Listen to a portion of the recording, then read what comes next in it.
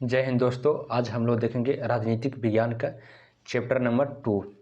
जैसा कि chapter number 2 में दिया हुआ क्या, सत्ता में साझेदारी की कार्य प्रणाली।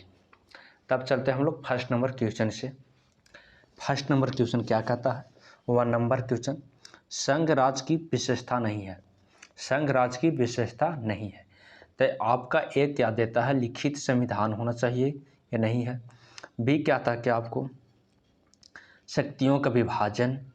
सी कहता है आपको इकहरी शासन व्यवस्था। और डी कहता है सर्वोच्च न्यायपालिका। तो इसमें ऑप्शन क्या आपको सही होगा? यहाँ संघ राज्य की विशेषता नहीं है तो इसमें लिखित संविधान होना चाहिए। संघ राज्य की विशेषता में शक्तियों का विभाजन भी होना चाहिए और डी कहता है सर्वोच्च न्यायपालिका भी होना चाहिए। जब तीनों सही है तो आपको गलत कौन सा है? तो आपको यहाँ जाहिर सी बात है कि ऑप्शन नंबर आपका सी गलत है। अब बात करते हैं हम लोग 2 नंबर क्वेश्चन को। संघ सरकार राज्य का उदाहरण है। ये कहता क्या आपका? अमेरिका। बी कहता है चीन। सी कहता है ब्रिटेन। डी कहता है इनमें से कोई नहीं। तो आपका संघ सरकार जो राज्य का उदाहरण है तो आपका अमेरिका से लिया गया है, अमेरिका से है। देखिए आप लोग को जो धीरे धीरे आप बता रहे हैं इसका कारण क्या है कि पहले फास्ट बोल देते तब बहुत लोग कहते हैं कमेंट में सर कि कॉम धीरे धीरे बताइए, आप लोग थोड़ा स्लो बताइए, तो इसलिए स्लो बताते हैं। 3 नंबर क्वेश्चन, भारत में संघ व राज्यों के बीच अधिकारों का विभाजन कितनी सूचियों में हुआ है? यहाँ पर पूछ रहा है कि भारत में संघ व राज्यों के बीच अधिकारों का विभाजन कितने सूचियों में हुआ है। तो एक कहता आपको संघ सूची, बी कहता है राज्य सूची, सी कहता है संघीय सूची, राज्य सूची और समवर्ती सूची, डी कहता है इनमें से कोई नहीं।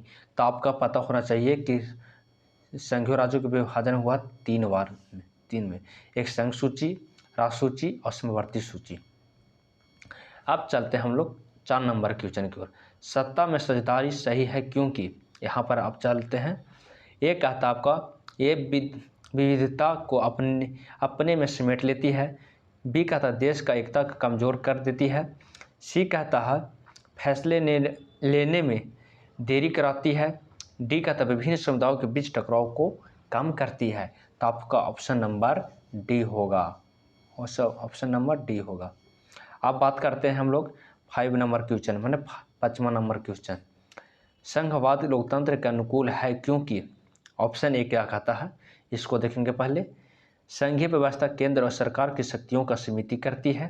बी कहता है संघवाद इस बात की व्यवस्था करता है कि उस शासन व्यवस्था के अंतर्गत रहने वाले लोगों में आपसी सौहार्द एवं विश्वास रहेगा। इन्हें इस बात का भय नहीं रहेगा कि एक ही भाषा, संस्कृति, धर्म दूसरे पर लाद दी जाएगी। तो आपका ऑप्शन नंबर क्या सही होगा? 5 का बी सही होगा। क्या होगा? 5 का बी सही होगा। अब हम लोग बात करते हैं 6ठा नंबर क्वेश्चन पर चलते हैं हम लोग। सत्ता में भागीदारी की सर्वोत्तम प्रणाली कहाँ विकसित की गई है? ए कहता ऑप्शन नंबर श्रीलंका, बी कहता भारत और सी कहता बेल्जियम और डी कहता पाकिस्तान। तो आपका ऑप्शन नंबर क्या होगा? सी होगा, बेल्जियम। अब बात करते हैं हम लोग 7 नंबर क्वेश्चन के। बेल्जियम में सत्ता की भागीदारी के संदर्भ में सही बयान क्या है? ये कहता है ऑप्शन नंबर क्या आपका बहुसंख्याओं का प्रभुत्व बनाए रखने का प्रयास। बी कहता फ्रेंच भाषी अल्पसंख्यकों के हितों की अपेक्षा। सी कहता संघीय शासन व्यवस्था अपना कर देश की भाषा आधार पर टूटने से बचाना। डी कहता क्षेत्रीय हितों को नज़रअंदाज करना। तो ऑप्शन नंबर आपका सी सही होगा, संघीय शासन व्यवस्था बनाकर अपने देश को भाषा आधार पर टूटने से बचाना कहता है। 8 नंबर क्वेश्चन की ओर चलते हैं हम लोग। सत्ता में भागीदारी की आवश्यकता कहाँ पड़ती है? एक कहता ऑप्शन नंबर क्या क्षेत्र, भाषा और जाति के आधार पर बटे समाज में। बी कहता आपको क्या क्षेत्रीय विभाजन वाले बड़े राज्य में। सी कहता आपको क्या, सी देखते हैं यहाँ पर, सी कहता प्रत्येक लोकतांत्रिक राज्य में। डी कहता है उपयोग में तीनों।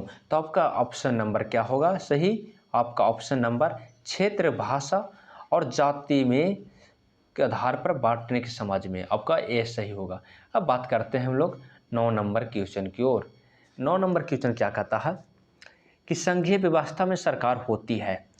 9 नंबर तो ये कहता आपका एक दलीय, बी कहता द्विदलीय और सी कहता बहुदलीय और डी कहता इनमें से कोई नहीं। तो आपका ऑप्शन नंबर सही क्या होगा, सी सही होगा।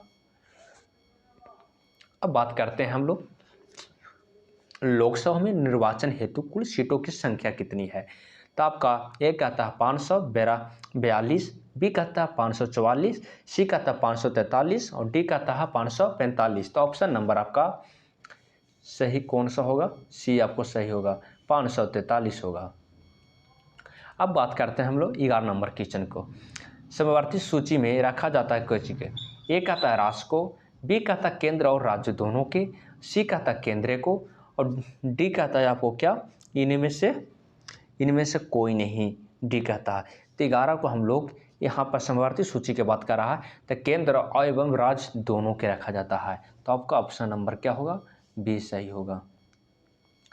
अब बात करते हैं 12 नंबर क्वेश्चन के, कौन से संशोधन अधिनियम द्वारा सरकार की तीसरा स्तर बनाया गया था। तो एक कहता है 71वां संविधान संशोधन, बी कहता है 73वां संविधान संशोधन, सी कहता है 59वां संविधान संशोधन, डी कहता है 64वां संविधान संशोधन। तो आपका ऑप्शन नंबर आपका यहाँ पर 73वां संविधान संशोधन होगा। अब बात करते हैं 13 नंबर क्वेश्चन की ओर चलते हैं हम लोग। 13 नंबर क्वेश्चन क्या कहता है, निम्न में से कौन सी पंचायती राज व्यवस्था का दूसरा स्तर है। तो आपको यहाँ पर देखना होगा, पहला कहता है ग्राम पंचायत, बी कहता है जिला पंचायत, सी कहता है पंचायत समिति, डी कहता है नगर पालिका। तो आपका ऑप्शन नंबर क्या होगा, पंचायत समिति। अब बात करते हैं हम लोग 14 नंबर क्वेश्चन को, पंचायती राज व्यवस्था सर्वप्रथम किस राज्य में लागू किया गया था। एक कहता आपका राजस्थान, बी कहता बिहार, सी कहता उत्तराखंड और डी कहता मध्य प्रदेश। तो आपका ऑप्शन नंबर क्या होगा, पंचायती राज व्यवस्था लागू किया गया था राजस्थान से, आपका क्या से, राजस्थान से। अब बात करते हैं हम लोग 15 नंबर क्वेश्चन पर, ग्राम कचहरी के प्रधान कौन होता है। ग्राम कचहरी का प्रधान कौन होता है। ए कहता पंच, बी कहता सरपंच, सी कहता प्रमुख और डी कहता न्याय मित्र। तो आपका ऑप्शन नंबर क्या होगा, सरपंच होगा। क्या होगा, सरपंच। भारत में किस प्रकार के शासन प्रणाली है। भारत में किस प्रकार के शासन प्रणाली है। एक कहता संघीय और अध्यक्षीय, बी कहता संघीय और संसदीय, सी कहता एकात्मक और अध्यक्षीय, डी कहता एकात्मक और संघीय। तो आपका सही आंसर क्या होगा, बी सही आंसर होगा।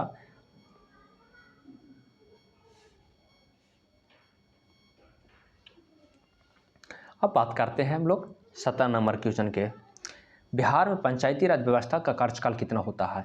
तो आप जानते हैं कि पंचायती राज व्यवस्था के कार्यकाल कितना होता है। ए कहता है 4 वर्ष, बी कहता है 5 वर्ष, सी कहता है 6 वर्ष और डी कहता है 7 वर्ष। तो आपका ऑप्शन नंबर 5 वर्ष होगा। अब बात करते हैं हम लोग क्या, पटना के नगर निगम के प्रधान को क्या कहा जाता है। एक कहता है महापौर, बी कहता नगर प्रधान, सी कहता नगर सचिव, इनमें कोई नहीं। तो आपका ऑप्शन नंबर क्या होगा, महापौर। अब बात करते हैं 19 नंबर क्वेश्चन की, तो पंचायती राज के त्रिस्तरीय स्वरूप में कौन नहीं है। ये कहता क्या, ग्राम पंचायत, बी कहता पंचायत समिति, सी कहता है जिला परिषद, डी कहता है नगर निगम। तो ऑप्शन नंबर आपका नगर निगम होगा। क्या होगा, नगर निगम होगा। अब बात करते हैं हम लोग, भारतीय संविधान के 8वीं अनुसूची में कितने भाषाओं का दर्जा दिया गया है। तो आपका ऑप्शन नंबर ए कहता क्या आपको, ए कहता है 21, बी कहता 22, सी कहता 18, डी कहता 20। तो आपका आंसर क्या होगा, 22 होगा। अब बात करते हैं हम लोग 21 नंबर क्वेश्चन को, भारत में पहला नगर निगम कहाँ बनाया गया था। ए कहता है पटना, ए कहता है पटना, बी कहता है मद्रास, सी कहता है नागपुर और डी कहता है मुंबई या बम्बई कहिए। तो आपका ऑप्शन नंबर क्या होगा सही, मद्रास। अब बात करते हैं 22 नंबर क्वेश्चन पर, पंचायती राज संस्थाओं के संवैधानिक दर्जा किस संविधान संशोधन से प्राप्त हुआ है। तो ऑप्शन नंबर ए कहता है 72वां, बी कहता 73वां, सी कहता 74वां, डी कहता 75वां। तो ऑप्शन नंबर आपका 73वां होगा। क्या होगा? 73वां होगा। दोस्तों, आप लोग को वीडियो अच्छा लगा होगा तो लाइक कीजिएगा और सब्सक्राइब कीजिएगा और दोस्तों के पास शेयर कीजिएगा। फिर इसी तरह आपको कल वीडियो फिर मिलेगा आप लोग का, रेगुलर ऐसे ही तरह मिलेगा आप लोग का।